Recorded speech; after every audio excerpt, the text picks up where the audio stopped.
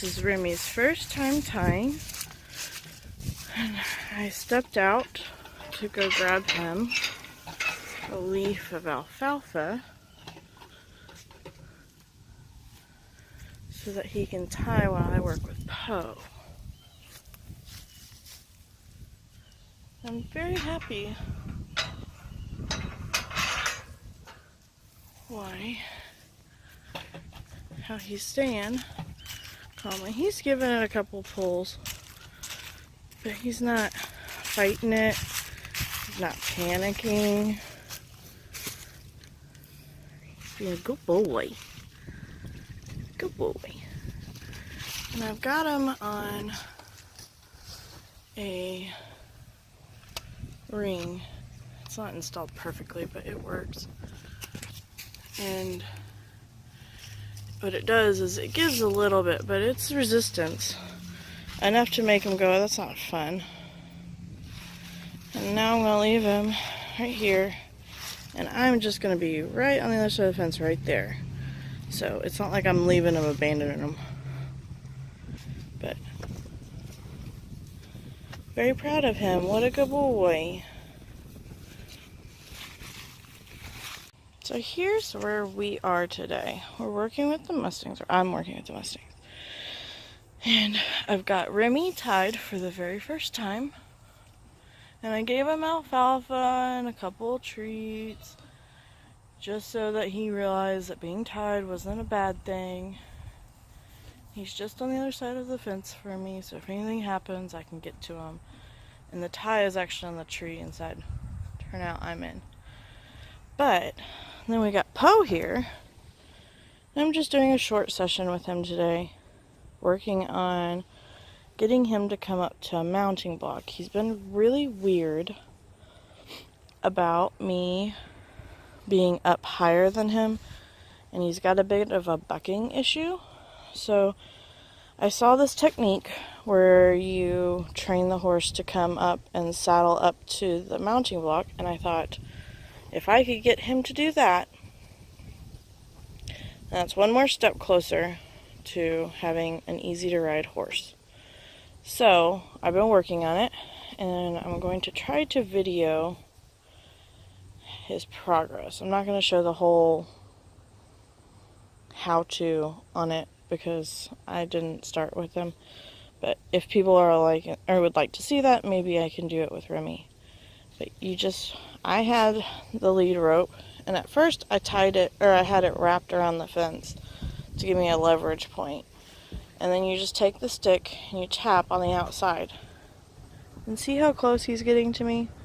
Like, this is a horse that every time I'd get on a mounting block, he would freak out and dance all over the place, and he's dirty right now, but.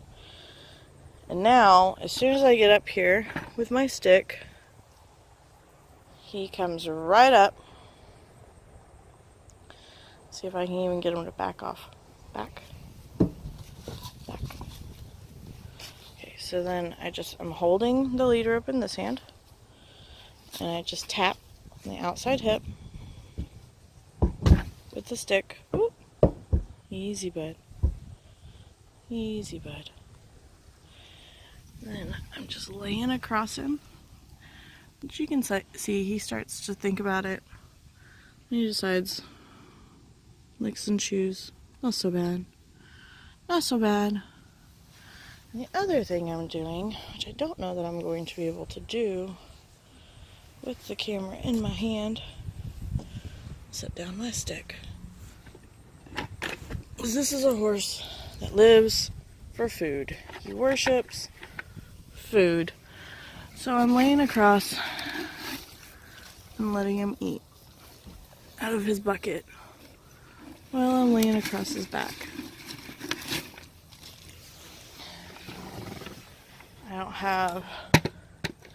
I'm not holding him at all. Like right now, he's totally here of his own free will.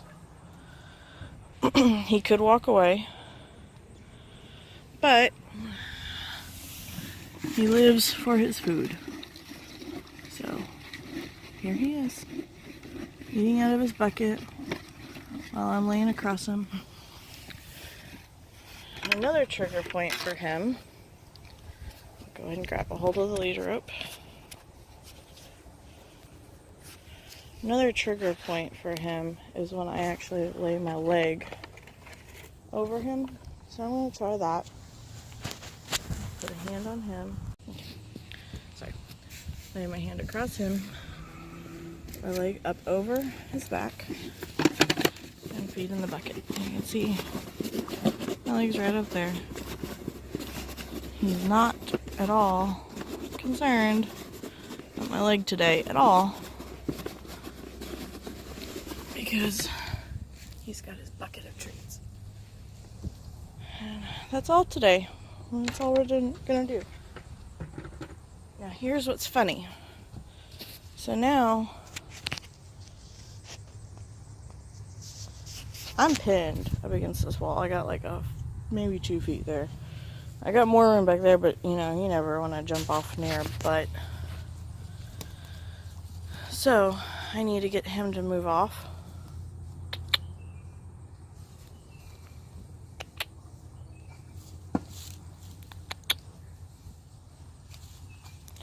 And all he wants to do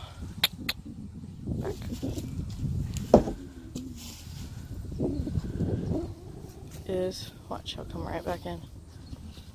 No, he's not doing it now. There we go. Didn't even need the stick. There he is again, right on me. Good boy. He's good boy. Okay, so that's all for today.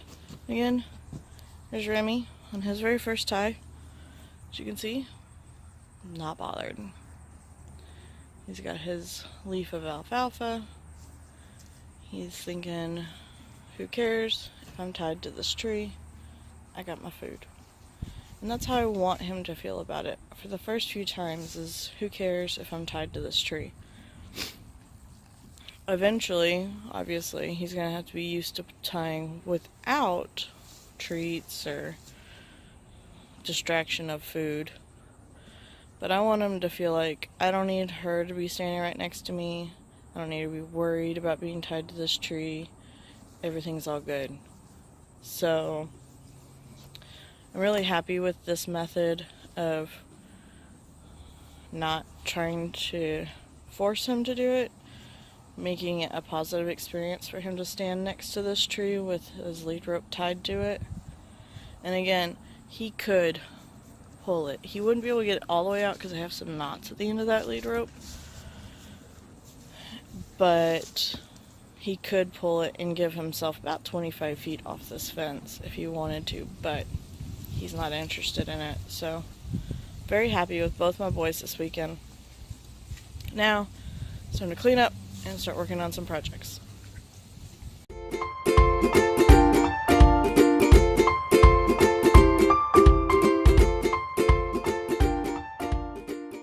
Here's my spring bed. I've used it before, and I didn't have a lot of success with it because I didn't get the dirt very deep. But this year I'm trying to prep it in the fall so that it'll be ready to go with super rich, healthy soil come spring. So what I did is I put cardboard down on the very bottom. Then I mucked out our old chicken coop, now the goat house. Got all the shavings and manure out of there. And then I went into our horse run and pulled up, or got a bunch of the composted horse manure. That's just been sitting in the turnout. So far, I've spent zero money on dirt. I don't expect to spend any money on dirt or fertilizer. I did get these because I didn't know how rich of a soil I was going to have. So I thought, well, I might top off with some topsoil. I don't know if I'm going to end up using those or just go ahead and put them somewhere else in the yard. But, so my plan is to fill this up with, probably give myself about 2 inches at the top, and that's it. So it'll be 4 inches of soil. No, these are, I think these are 2x12. So it'll be 10 inches of soil and compost material. And then once I get it all full, I'm going to take that tarp over there and cover it so that weeds don't grow in it in the meantime, but also it'll make a nice little safe harbor for all the beneficial little bugs like earthworms and such. And I'm hoping that means I will have a very successful, small albeit, but very successful spring garden. So I will start up the video again once I get it all filled in. Just want to give you a little idea what the layers are. So as you can see, there's goat poop, there's chicken manure, there's shavings, all that. And then that is just straight composted horse manure. And it's so rich and so moist. I think it's going to be a wonderful soil for the spring garden. And like I said, I'm getting this done. It's November, and I'm getting this done now in anticipation for March, April. But I think that'll be plenty of time for it to compost down a little bit more. Specifically this stuff, maybe compost down some now that it's in dirt, and get just nice and rich. You like my hairdo? I did wear a respirator while I was cleaning out the chicken coop because it is gross and it's been in there for a long time. So off I go. Home more manure. Woo! I've gotten as much dirt as I feel like hauling at this point into the beds, and I went ahead and used the topsoil I had just to add just a little extra in inches. And I'm going to show you what it looks like, and then I'm going to cover it up and forget about it for a couple months. So here you go. So I've got it all in there. There's some leaves and stuff in there. That's fine. That'll just decompose itself. And I don't know how much you can see of the color. This, like grayish, is the topsoil I bought. And this down here, this brown or black gold, some people like to call it, is the manure. I think the dirt I had was probably better than the topsoil I bought. But, so anyways, I know that there's a bunch of earthworms in here because I saw them in every shovelful. So I'm going to go ahead and just cover this up. And I might, maybe about a month or so before I actually start planting, I might see if I can buy some earthworms to put in there just to help even more. But I'm pooped and I'm done, and I'll show you real quick the goat house now that it's all cleaned out. Bed, I went ahead and put the tarp over the top of it. Just put some small boards on the inside to hold it, and then I've got some heavier boards on the outside of the tarp to hold it down. And I thought it'd be nice if this would stay down like this and kill off this grass, because I'd like to mulch this path just so it doesn't get all grassy, and we have a little easy to access path with no stickers and all that stuff. But there you go. It's just simple as a couple blocks in the corner, a brick on that end, 2 boards on each side, and that's it.